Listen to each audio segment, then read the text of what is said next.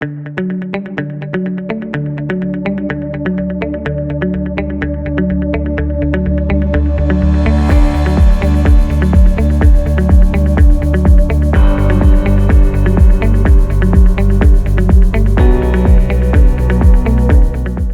நான் Dr.Hema fertility consultant at Oasis Fertility, Chennai. So why preconception planning is important அப்படின்னு நம்ம பார்க்கலாம். அதாவது ஒரு விமன் வந்து ப்ரெக்னென்சிக்கு பிளான் பண்ணும்பொழுது அதற்கு முன் வந்து ஒரு பரிசோதனைக்கு வர்றது, அதாவது pre pregnancy counselling and pre pregnancy மேனேஜ்மெண்ட்டுக்கு வர்றது வந்து ரொம்ப அவசியம்.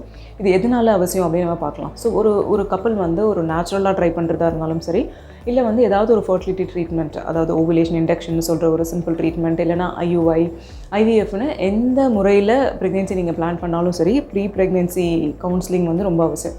ஸோ இந்த ப்ரீ ப்ரெக்னென்சி கவுன்சிலிங் எதுக்காக அப்படின்னா, ஒரு உமன் வந்து அவங்கள வந்து ஃபிசிக்கலாக ஒரு பாடி வைஸ் அவங்க வந்து ஹெல்த்தை வந்து ஒரு ஆப்டிமைஸ் பண்ணுறதுக்கும், சைக்கலாஜிக்கலாக ஒரு மென்டல் ஹெல்த் வந்து நல்லா இருக்கா, ப்ரெக்னென்சிக்கு நீங்கள் ரெடியாக இருக்கீங்களான்னு பார்க்குறதுக்குமே ரொம்ப அவசியம்.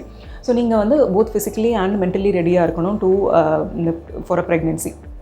ஸோ இந்த ப்ரீ ப்ரெக்னென்சி கவுன்சிலிங் வந்து அட்லீஸ்ட் வந்து நீங்கள் ப்ரெக்னென்சி பிளான் பண்ணுறதுக்கு ஒரு 90 days முன்னாடியிலேருந்து இந்த ப்ராசஸை வந்து நீங்கள் ஸ்டார்ட் பண்ணணும். அதாவது இதில் இந்த ப்ரீ ப்ரெக்னென்சி கவுன்சிலிங்கில் பண்ணுற ஒரு main assessment and main steps என்ன நம்ம பார்க்கலாம். ஸோ அதில் வந்து முக்கியமான ஃபர்ஸ்ட் வந்து ஃபோலிக் ஆசிட் சப்ளிமெண்டேஷன். அதாவது ஃபோலிக் ஆசிட் அப்படின்ற சத்து மாத்திரையை வந்து ப்ரெக்னென்சி பிளான் பண்ணுறவங்க வந்து ஒரு 2 மாதங்களுக்கு முன்னாடி இருந்து எடுக்க ஆரம்பிக்கணும். ஸோ இந்த ஃபோலிக் ஆசிட் சத்து மாத்திரை எதுக்காக அப்படின்னா, இந்த குழந்தைங்களுக்கு வர்ற நியூரல் டியூப் டிஃபெக்ட்ஸ் அப்படின்ற ஒரு குறைபாடுகள் வர்றதை வந்து இந்த ஃபோலிக் ஆசிட் டேப்லெட்ஸ் இந்த சப்ளிமெண்டேஷன் வந்து சிக்னிஃபிகண்ட்டாக வந்து குறைக்குது. So folic acid supplementation at least வந்து ஒரு 400 mg டோசேஜில் நீங்கள் கண்டிப்பாக எடுக்கிறது வந்து அவசியம். அடுத்து தான் வந்து இந்த ப்ரீ ப்ரெக்னென்சி கவுன்சிலிங்கில் நம்ம பண்ணுறது வந்து உங்களோட body weight and diet modifications. அதாவது உங்களோட பாடி வெயிட் வந்து when you are planning for a pregnancy, it should be in an ideal normal body weight category. இப்படி இருக்கும்போது you can fall pregnant easily.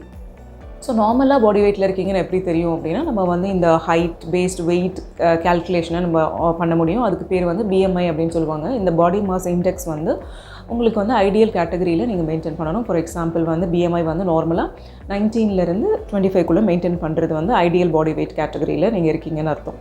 So இந்த மாதிரி நீங்கள் ஐடியல் பாடி வெயிட் கொண்டு வரதுக்கு உங்களுக்கு நீங்கள் நிறைய வந்து ரெகுலராக ஒரு எக்ஸசைஸ் பேட்டர்ன் கொண்டு வரலாம். உங்களோட டயட்டில் வந்து மாடிஃபிகேஷன்ஸ் லைக் ஒரு ஹெல்த்தியான ஒரு பேலன்ஸ்டான டயட்டை வந்து எடுத்துக்கணும். அதாவது ப்ரெக்னென்சி வந்து நல்லா ஹெல்த்தியாக இருக்கணும்னா you have to take lot of fruits, vegetables, nuts, சீட்ஸ்ன்னு. ஸோ இந்த மாதிரி வந்து இதை வந்து ஒரு food that are rich in vitamins, minerals and antioxidants வந்து எடுத்துக்கணும். So in order to improve your fertility. So அடுத்தது வந்து இந்த டயட் மாடிஃபிகேஷன்ஸ், இந்த எக்ஸசைஸ் பேட்டர்ன்ஸ் இல்லாமல் any other lifestyle habits.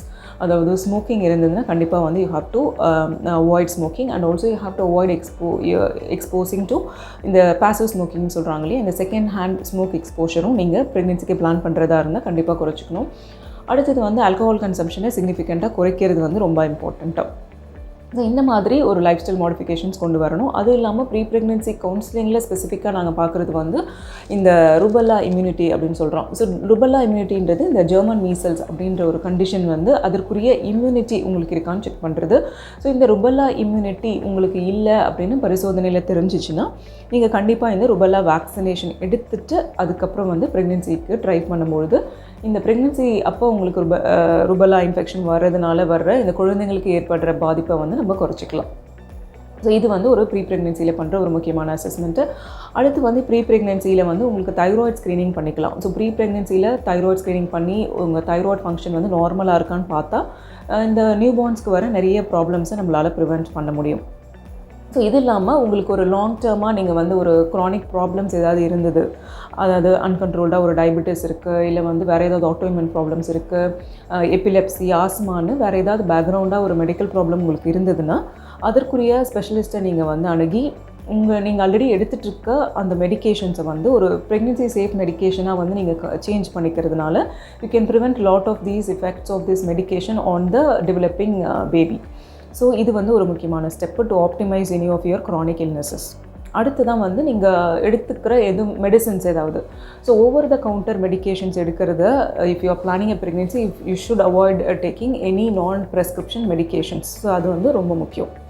So இந்த மாதிரி ப்ரீ ப்ரெக்னென்சி கவுன்சிலிங் எடுக்கிறது மூலமாக நீ can ensure that you can attempt and you can conceive earlier and also you can have a healthy pregnancy.